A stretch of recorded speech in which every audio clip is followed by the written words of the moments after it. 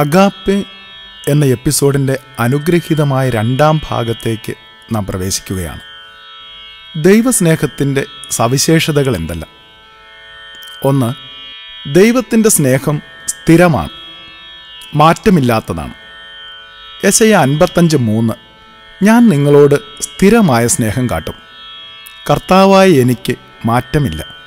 മലാക്കി 3:6 ദൈവത്തിനോ ദൈവത്തിൻ്റെ സ്വഭാവത്തിനോ മാറ്റമോ മാറ്റത്തിൻ്റെ നിഴലോ ഇല്ലാത്തതാണ്.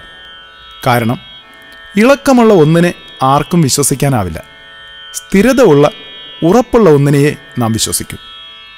ഒരുപാട് ജോലികൾ അറിയാവുന്ന ഒരു യുവാവ് ഒരു ദിവസം ഡ്രൈവറായും മറ്റൊരു ദിവസം ടൈലറായും ഇനിയും ഒരു ദിവസം ബാർബറായും ജോലി ചെയ്താൽ നാം പറയും അവനൊരു സ്ഥിരതയില്ലാത്തവനാണെന്ന്. വിശ്വസിക്കാൻ കഴിയുകയില്ലെന്ന്. ഒരു നിലപാടിൽ സ്ഥിരതയുള്ളവരെയെ നാം വിശ്വസിക്കൂ. 1 സാമുവേൽ 2:2 നമ്മുടെ ദൈവത്തെപ്പോലെ സ്ഥിരമായ ഒരാശ്രയമില്ല. പ്രിയപ്പെട്ടവരെ, പക്ഷികളുടെയും മൃഗങ്ങളുടെയും മനുഷ്യരുടെയും സ്നേഹത്തിന് മാറ്റം വരും. കുഞ്ഞുനാളിൽ മരപ്പൊത്തിൽ നിന്ന് തത്തക്കുഞ്ഞിനെ പിടിച്ച് വളർത്താൻ കൂട്ടിലിട്ടാൽ അനുദിനം അതിൻ്റെ അപ്പനും അമ്മയും വന്ന് ഇരുമ്പുകൂടിനിടയിൽ കൂടി കുഞ്ഞിന് തീറ്റ കൊടുക്കുന്നത് കാണാം, ഒരിക്കലും ഉപേക്ഷിക്കില്ലെന്ന മട്ടിൽ. എന്നാൽ നാളുകൾ കഴിയുമ്പോൾ ആ പക്ഷി മാതാപിതാക്കൾക്ക് മനസ്സിലാകും ഇനി ഒരിക്കലും തങ്ങളുടെ കുഞ്ഞ് ഈ കൂട് വിട്ട് പുറത്തു വരില്ലെന്ന്, വരാനാകില്ലെന്ന്. അതോടെ മാറ്റമില്ലെന്ന് കരുതിയ അവയുടെ സ്നേഹം മാറുകയായി. അവ കുഞ്ഞിനെ അതോടെ ഉപേക്ഷിക്കുകയായി.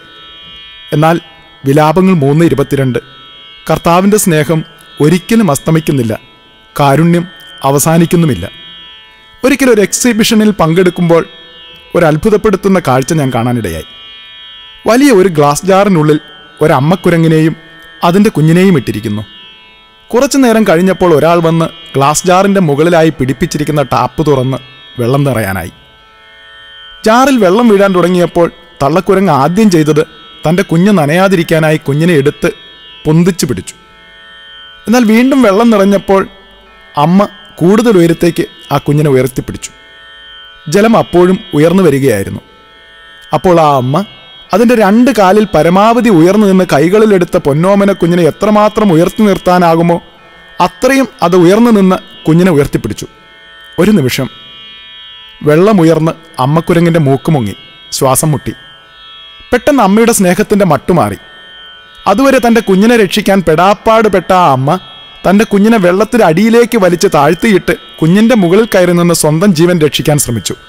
അതെ, സ്വജീവൻ അപകടത്തിലാകുമ്പോൾ മൃഗത്തിൻ്റെ സ്നേഹത്തിനും മാറ്റം വരും, മനുഷ്യസ്നേഹത്തിനും മാറ്റം വരും. എന്തിന്? അമ്മയുടേതിന് പോലും. അമ്മത്തൊട്ടിൽ ഉപേക്ഷിക്കപ്പെടുന്ന കുഞ്ഞുങ്ങളുടെ എണ്ണം പെരുകി വരുന്നു എന്ന് നാം മാധ്യമങ്ങളിൽ വായിക്കുമ്പോൾ ഇതിന് കൂടുതൽ വ്യാഖ്യാനം ആവശ്യമുണ്ടെന്ന് തോന്നുന്നില്ല. എങ്കിലും നിരവധി തവണ ഡയാലിസിസിന് വിധേയയായി മരണത്തെ മുഖാഭിമുഖം കണ്ടുകിടക്കുന്ന 19 വയസ്സുള്ള മകളോട് അമ്മ പറയുന്നത് കേട്ടു, മടുത്തു, ഇനി നീ മരിച്ചാലും എനിക്ക് സങ്കടമില്ല എന്ന്. എനിക്കൊരു മകനും കൂടിയുണ്ടെന്ന്. പെറ്റമ്മയുടെ സ്നേഹത്തിനും മാറ്റം വരും. എന്നാൽ ദൈവം അരുൾ ചെയ്യുന്നു, എനിക്ക് നിന്നോടുള്ള സ്നേഹം അനന്തമാണ്, വിശ്വസ്തത അചഞ്ചലവും. മലകൾ മാറിപ്പോയേക്കാം, കുന്നുകൾ മാറ്റപ്പെട്ടേക്കാം, എന്നാലും എൻ്റെ അചഞ്ചലമായ സ്നേഹം നിന്നെ പിരിയുകയില്ല. എൻ്റെ സമാധാന ഉടമ്പടിക്ക് മാറ്റം വരികയുമില്ല. ജെറമ്യാ 31:3 നമ്മുടെ കാഴ്ചയിൽ ചന്ദ്രന് മാറ്റം വരുന്നുണ്ട്, എന്നാൽ സൂര്യൻ പ്രകാശിച്ചുകൊണ്ടേയിരിക്കുന്നു. യഥാർത്ഥത്തിൽ സൂര്യൻ അസ്തമിച്ചു എന്ന് പറയുമ്പോൾ സൂര്യന് മാറ്റം വരികയല്ല, മറിച്ച് ഭൂമി അതിൻ്റെ അച്ചുതണ്ടിൽ സ്വയം കറങ്ങുന്നതിനാൽ ഒരു വശത്ത് പകലും മറുവശത്ത് വെളിച്ചത്തിൻ്റെ അഭാവത്താൽ ഇരുട്ടുണ്ടാവുകയുമാണ് ചെയ്യുന്നത്. അതുകൊണ്ട് ഒരു കുഞ്ഞിന് സൂര്യൻ്റെ ഉദയാസ്തമനങ്ങൾ നമുക്ക് കാണിച്ചു കൊടുക്കാനാകും, എന്നാൽ സൂര്യൻ ഇത് രണ്ടും ഇല്ല എന്നതാണ് സത്യം. എന്നിരുന്നാലും മാറ്റമില്ലെന്നും എപ്പോഴും പ്രകാശിച്ചുകൊണ്ടിരിക്കുന്നു എന്ന് നാം പറയുന്ന ഈ സൂര്യനും പരിമിതികളുണ്ട്. സൂര്യൻ എല്ലാത്തിനെയും ഒരേ സമയം ഒന്നുപോലെ പ്രകാശിപ്പിക്കാൻ സാധ്യമല്ല. സൂര്യൻ ഒരു വസ്തുവിൻ്റെ വശത്തായിരിക്കുമ്പോൾ വസ്തുവിൻ്റെ മറുവശം അതിൻ്റെ തന്നെ നിഴലിന് വിധേയമാണ്. എന്നാൽ യോഹന്നാൻ 1:9 എല്ലാറ്റിനെയും പ്രകാശിപ്പിക്കുന്ന യഥാർത്ഥ വെളിച്ചം ലോകത്തിലേക്ക് വരുന്നുണ്ടായിരുന്നു. ആരാണ് ഈ യഥാർത്ഥ വെളിച്ചം? എന്താണ് ഇതിൻ്റെ പ്രത്യേകത? മലാക്കി 4:2 എൻ്റെ നാമത്തെ ഭയപ്പെടുന്ന നിങ്ങൾക്ക് വേണ്ടി നീതിസൂര്യൻ ഉദിക്കും, അതിൻ്റെ ചിറകുകളിൽ സൗഖ്യമുണ്ട്. യഥാർത്ഥ സൗഖ്യവും നിത്യമായ വെളിച്ചവും തരുന്ന നീതിസൂര്യൻ ദൈവമാണ്. ഈ നിത്യസത്യം സാധൂകരിക്കാനാണ് സൃഷ്ടപ്രപഞ്ച ദൈവപുത്രനായ യേശുവിൻ്റെ ജനനത്തെ ഒരു നക്ഷത്രത്തിൻ്റെ ഉദയത്തിലൂടെയും മരണത്തെ മറ്റൊരു നക്ഷത്രമായ സൂര്യന്റെ മറഞ്ഞിരുളിൽ കൂടിയും വിളിച്ചു പറഞ്ഞത്. ഇവനാണ് യഥാർത്ഥ നീതി സൂര്യനെന്ന്. ഓ ദൈവമേ നിനക്ക് നന്ദി.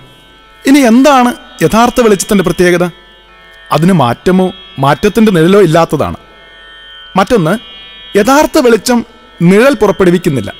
വിശദമാക്കാം. ഒരു വസ്തുവിന് നിഴലുണ്ടാകാൻ കാരണം ആ വസ്തുവിൻ്റെ ഒരു വശത്ത് മാത്രം വെളിച്ചം തട്ടുന്നത് കൊണ്ടാണ്.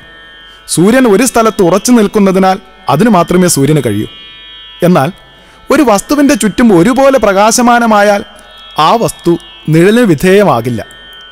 അതെ, നീതിസൂര്യനായ ദൈവം സർവ്വവ്യാപിയായി നിലകൊണ്ട് ചുറ്റും നമ്മെ പൊതിഞ്ഞു നിന്ന് നാം ആരെന്നോ നമ്മുടെ അവസ്ഥ എന്തെന്നോ നോക്കാതെ നമ്മെ നിത്യവെളിച്ചത്താൽ പ്രകാശമാനമാക്കുകയാണ്. ഹല്ലേലൂയ!